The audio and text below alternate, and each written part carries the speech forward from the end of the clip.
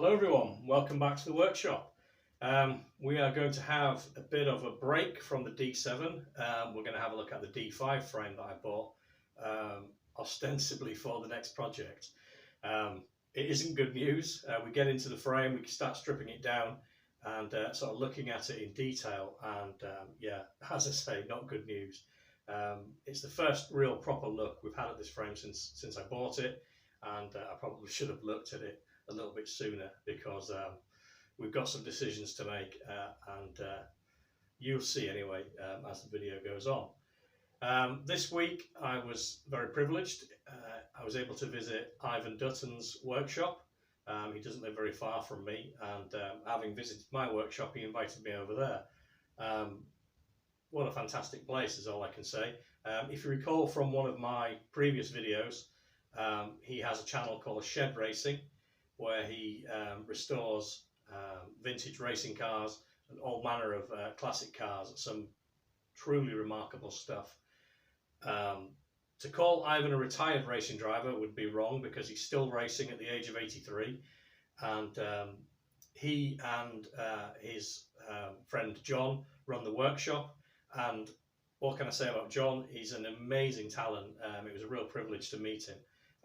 The best way to describe John would be he is a motor engineer.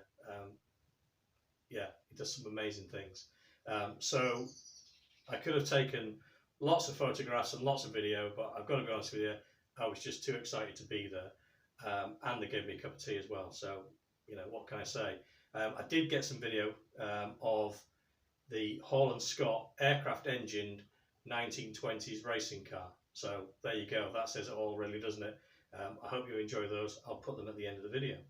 Right, let's have a look at the D5, see what we've got.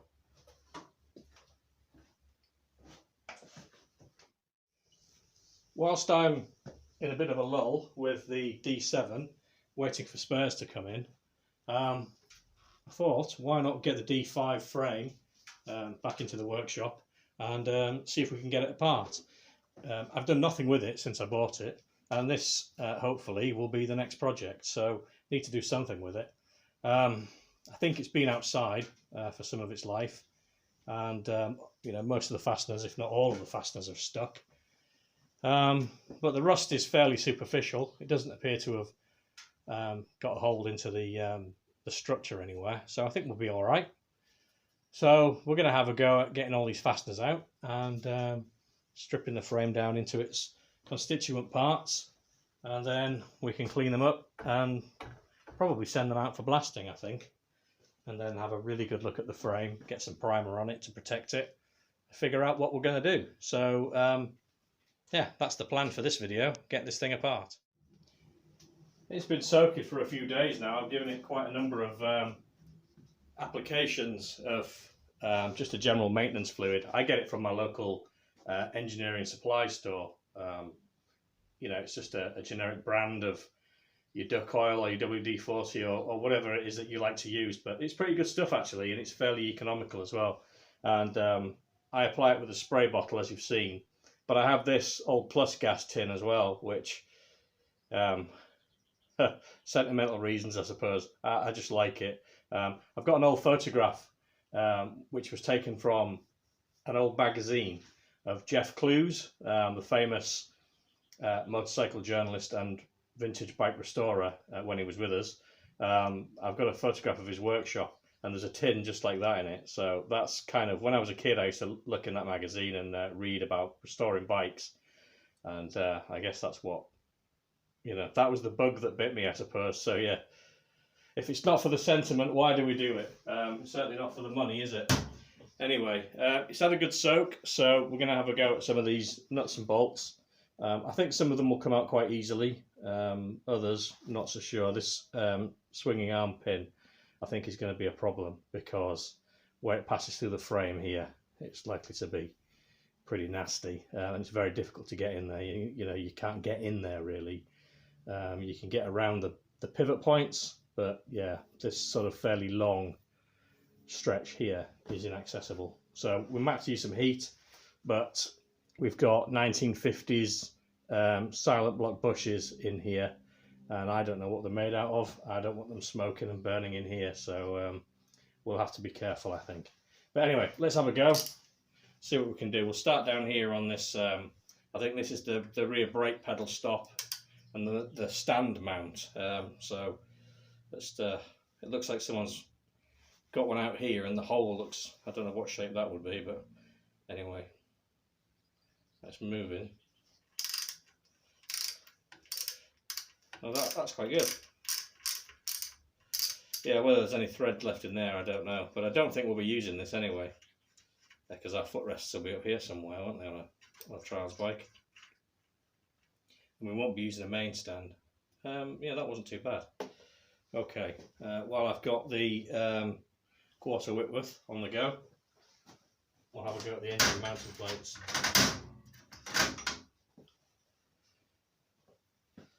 Hopefully I'm not getting in the way too much.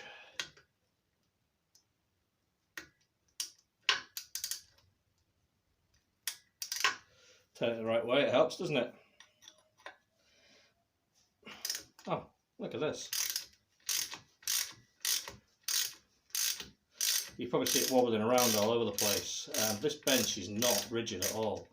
It's a great assembly bench, but yeah, for doing anything like this, we really need to do something. We need to upgrade and get a more sturdy bench in this workshop somewhere.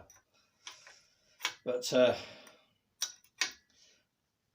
means having a bit of a, oh, this one's tight, having a bit of a cabinet reshuffle, because there's not a lot of room in here. So we have to be a bit sort of clever where we put things. Ooh.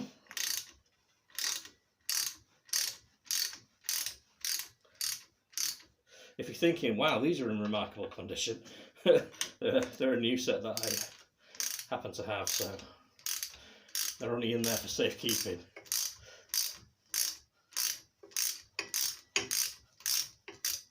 But they will form part of the build. Oh, dropped it.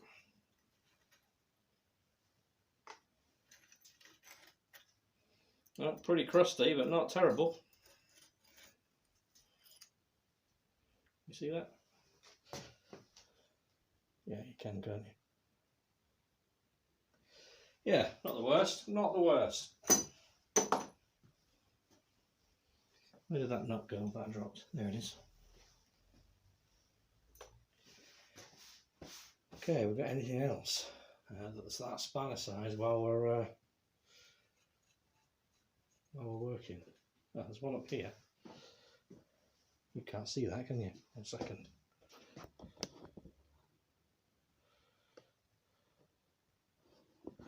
One up here, threaded out by hand. So there you go.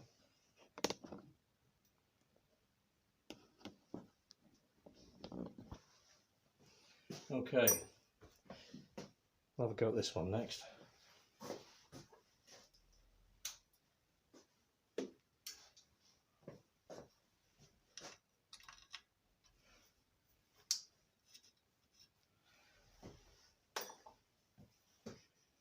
Well, we're making light work of this.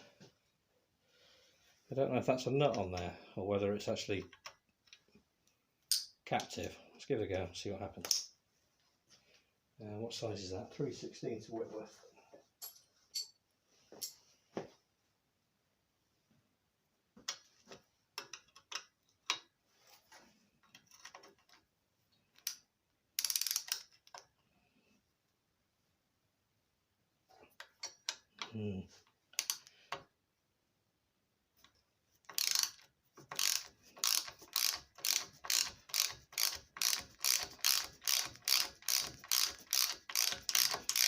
Well, I don't want to speak too soon, but this is quite encouraging. I'll be able to get a ring spanner in there. Maybe. No, can't quite.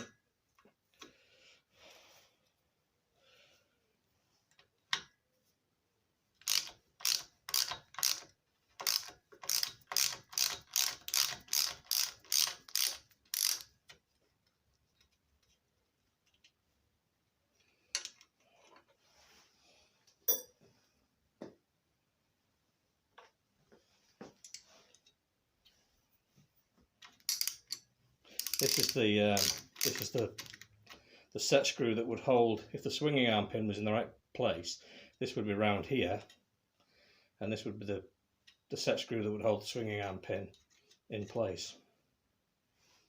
Again, all the threads seem to be fairly reasonable.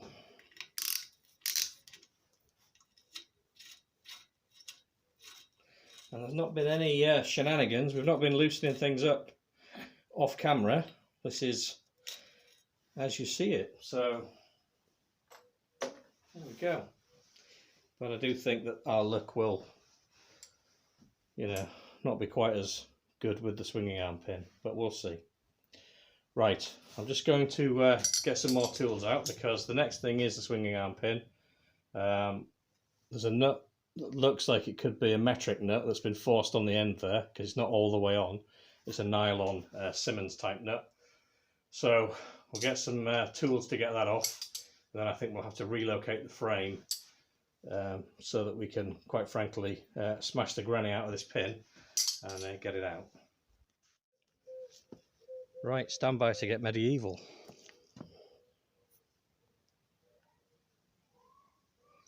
See what we can do.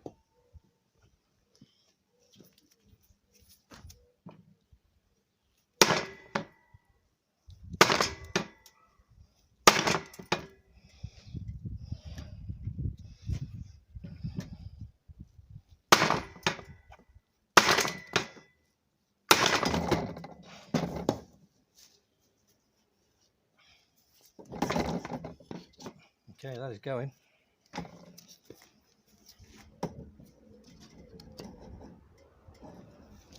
As is the camera. Just move you out a little bit. Okay. Just going to get a socket to take this off. Okay, 13/16 seems to be the right size. Although I don't think it's the correct nut for the job. Just go get a brass drift. You'll notice that we're out in the garden. It's a nice sunny day.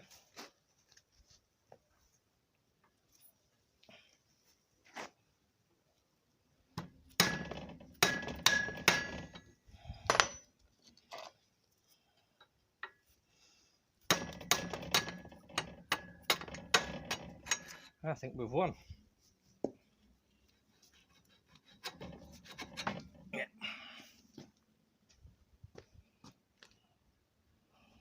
There we go. Right, we'll adjourn to the garage and do the rest of it. So let's have a look at our problem. And there it is. And that is very typically Bantam front end tap. It doesn't take much. And this little gusset here does very, very little, and the tube just bends here. And then if we look at the down tube, just move you a little bit, you'll see that that's gone a little bit as well. Not by as much, but it has gone. You can't really see there, can you? Let me reposition.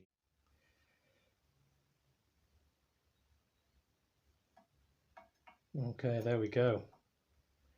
You can see light shining through there, and you shouldn't be able to. There's my finger moving behind. Look, so there's a good few millimeters of movement there, and that is, as I said, very typical. Let me just pan up slightly. Very typical Bantam front end shunt or tap or whatever you want to call it. Yeah, headstock angle is reduced. That's an exaggeration, but that's what happens. It brings this tube down, and it makes this tube here bow inwards.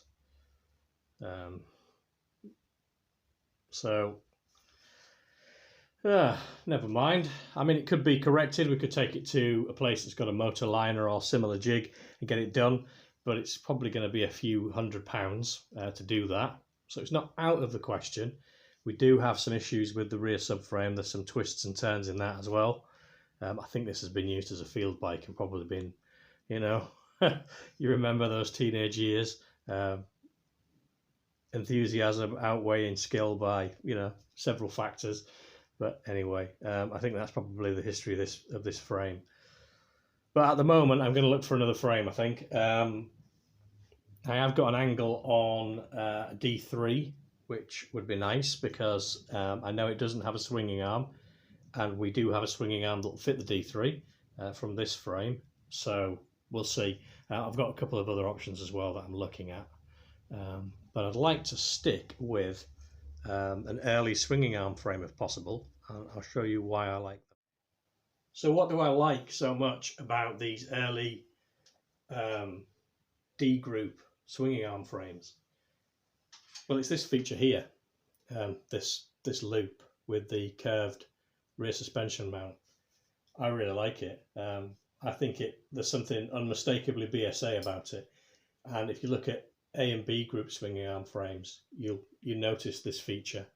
And I guess they were going for a corporate look when they brought out the swinging arm Bantam.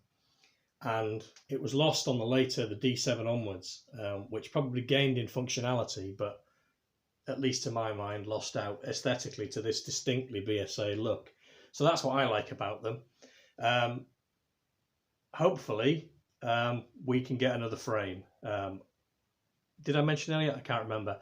There's the potential of a D3 frame in the offing, which I've had the guy check, and it is straight. So there's a win straight off the bat. This one I bought sight unseen. I took a gamble on it. It wasn't a lot of money, but you win some, you lose some.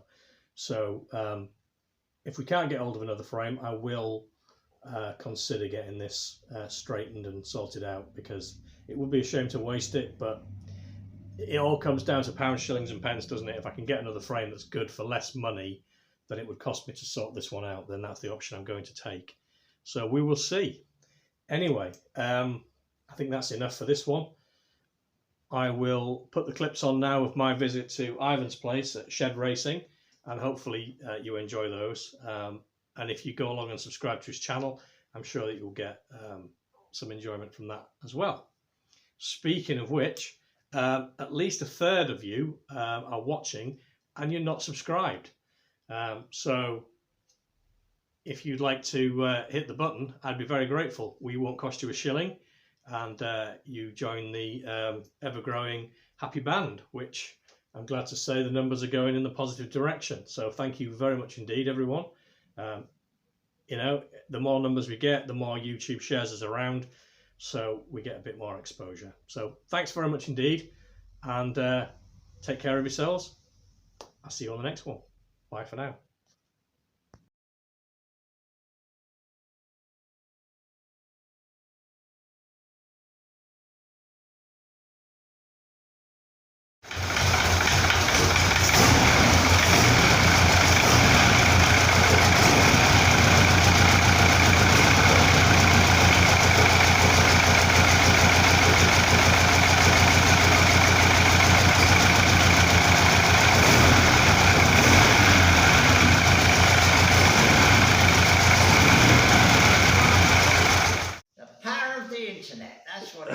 That's what it is. I never would have met this man normally, and here we are. Here we are. So I'm at Ivan's place at Shed Racing, and I've had a cup of tea and a look round, and they've made me very welcome. And there's John there walking in the background. We've seen the Hall and Scott engine starting up, and I've had a fantastic time, and I'm just about to get on the road. So thank you very much, Ivan. Good luck. Thank you, and pleased to meet you, John. Best of luck. I'll see you soon, maybe. Take care. Cheers. Cheers.